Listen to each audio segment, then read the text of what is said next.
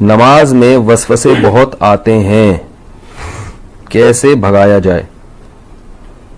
دیکھو نماز میں وسوسے اگر اس طرح کے آ رہے ہیں نا، وسوسے دو طرح کے ہوتے ہیں. بعض لوگوں کو طہارت یعنی ناپاکی کا وسوسہ شروع ہو جاتا ہے کہ پتہ نہیں ہوا تو نہیں خارج ہوئی ہے، پیشاب کا قطرہ تو نہیں نکلا. تو اس کے بارے میں صحیح حدیث ہے کہ جب تک 100% یقین نہ ہو وضو ٹوٹنے کا، اس وقت تک یہی سمجھا جائے گا کہ وضو باقی ہے. اب جو وسوسے کا مریض ہے اس کو یہ شبہ ہوتا ہے پتہ نہیں مجھے 100% یقین ہو رہا ہے کہ نہیں ہو رہا ہے.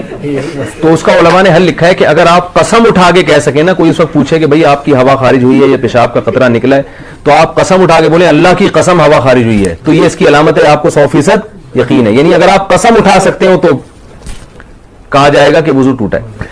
لیکن جو وہمی ہے نا وہ کہے گا پتہ نہیں میں قسم اٹھا سکتا ہوں کہ نہیں اٹھا سکتا. یہ بھی ہوتا ہے. اگر کوئی اس وقت مجھ سے پوچھے تو میں کیا قسم اٹھا سکتا ہوں، تو یاد رکھو اگر آپ کو اس میں ڈاؤٹ ہو رہا ہے اس کا مطلب آپ قسم نہیں اٹھا سکتے.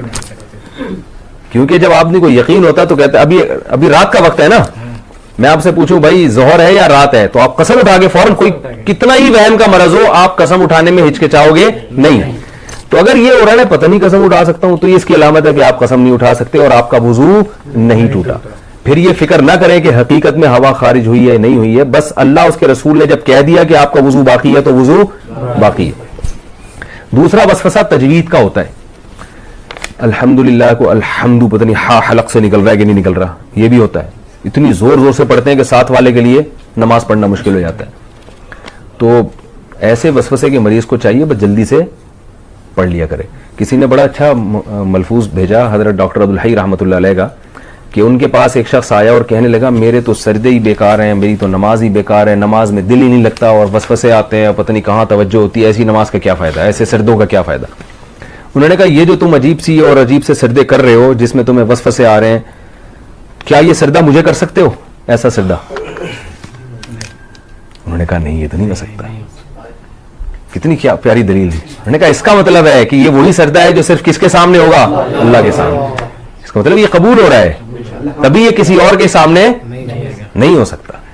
تو وہم کے مریض کو چاہیے بھائی، اسی طرح جن لوگوں کا نماز میں دل نہیں لگتا، خیالات آ رہے ہیں، بھائی ہے تو نماز نا، یہی خیالات والی نماز آپ کسی اور کے سامنے کھڑے ہو کر کبھی نہیں پڑھو گے، یہ اللہ ہی کے لیے. تو یہ اس سے میں نے یہ سنا، مجھے اتنا فائدہ ہوا. میں نے کہا دیکھو یار کتنی حوصلے کی بات کر لی انہوں نے. بھائی ٹوٹی پھوٹی لنگڑی لولی نماز ہے تو اللہ کے لیے نا، باقی ظاہر دن بھر محنت مزدوری کریں گے تو خیالات تو آئیں گے. خیال تو ایسی چیز ہے جتنا بھگاؤ اور آئے گا. وہ لطیفہ سنا ہے کتے والا؟ وہ ایک پیر صاحب نے کسی کو، جعلی پیر تھے نا تو یہ تعویذ گھنڈوں کا کام بہت کرتے ہیں، تو انہوں نے کسی کو تعویذ دیا اور 50-60 ہزار روپے اس تعویذ کی قیمت لی. اس دیہاتی کو کہا کہ یہ تعویذ ہے 50-60 ہزار روپے کا ہے، اور اب ان کو پتا تھا اثر ورثہ تو کچھ ہوگا نہیں تو پیسے یہ مانگنے آ جائے گا. تو انہوں نے اس گنوار کو، دیہاتی کو کہا یہ تعویذ جب اثر کرے گا، جب گھر میں جب تم داخل ہونا اس تعویذ کو لے کے، تو کالے کتے کا تصور دماغ میں نہیں ہونا چاہیے. اب آپ بتاؤ کون گھر میں داخل ہوتا ہے تو کالے کتے کا تصور ہوتا ہے؟ کسی کا بھی نہیں ہوتا. انہوں نے بولا جب گھر میں جاؤ گے تو کالے کتا نہیں ہونا چاہیے. اب وہ کہہ رہے یار 50 ہزار روپے خرچ ہو گئے اور اگر کالا کتا دماغ میں آ گیا تو سارا تعویذ ضائع. اب وہ بار بار کہہ رہے یار یہ کالا کتا نکلے کسی طریقے سے، چھٹک رہا ہے یوں کر کے کالا کتا. وہ جتنا نکالو گے اتنا ہی دماغ میں آ رہا ہے. اب گھر کی دہلیز پہ پہنچ گیا تو یوں کر کے کتا نکال رہا ہے، کتا نکال رہا ہے، اور آ بھی کالا ہی رہا ہے. کہہ رہے کمبخت ایک تو آ بھی کتا رہا ہے اور اوپر سے کالا ہی آ رہا ہے. بھائی 3 دن تک یہ کرتا رہا ہے، گھر میں داخل ہی نہیں ہو رہا. بچوں کو باہر نکال دیا، کھانا ادھر ہی دو مجھے، جب کتا نکلے گا تو گھر میں داخل ہوگا میں. لیکن کتے نے تو اور گھسنا تھا. بالآخر یہی ہوا کہ گھر میں گیا تو ذہن میں کتا تھا. بعد میں آیا وہ اپنے جعلی پیر سے کہنے لگا یہ اثر ہی نہیں. انہوں نے میں دیکھا مجھے تو پتہ چل جاتا تمہارے ذہن میں کتا تھا، اور عقیدت ہوگی کہ ایک تو ان کو پتہ بھی چل گیا. تو وسوسہ ایسی چیز ہے جتنا نکالو گے اتنا ہی آئے گا. اس لیے حکیم الامہ حضرت مولانا اشرف علی تھانوی رحمہ اللہ نے لکھا ہے کہ وسوسے کا حل یہ ہے کہ نہ نکالو نہ خود سے سوچو. جو خود سے آ رہا ہے آنے دو. اللہ جب اسی وسوسے کے ساتھ نماز قبول کر رہے تو ٹھیک ہے. اور وضو کے بارے میں سوچو ہی نہیں، 3 دفعہ منہ دھو، اس کے بعد سوچو ہی نہیں یہاں سے کچھ یہاں سے کچھ. وہمی کے مریض ہیں ان کا کبھی بھی وضو نہیں ہو سکتا, ان کو آپ تالاب میں ڈبو کے نکالیں گے نا 6 دفعہ پھر بھی نہیں ہوگا ان کا وضو. تو یہ بہت بڑی بیماری ہے. اس لیے جو ہے یہ وہم ایسی بیماری ہے کہ ڈاکٹروں جو نفسیاتی ڈاکٹر ہوتے ہیں نا ان کو بھی بیماری ہو جاتی ہے. یہ وہمیوں کا علاج کرتے کرتے جو سائیکیٹرک ہوتے ہیں نا, یہ بھی ہوائی بات نہیں ہے, یہ بھی تحقیق کے بعد بتا رہا ہوں کہ یہ جو سائیکیٹرک ہوتے ہیں نا جو نفسیاتی علاج کرتے ہیں, کچھ دنوں کے بعد ان کو اپنا علاج بھی کروانا پڑتا ہے.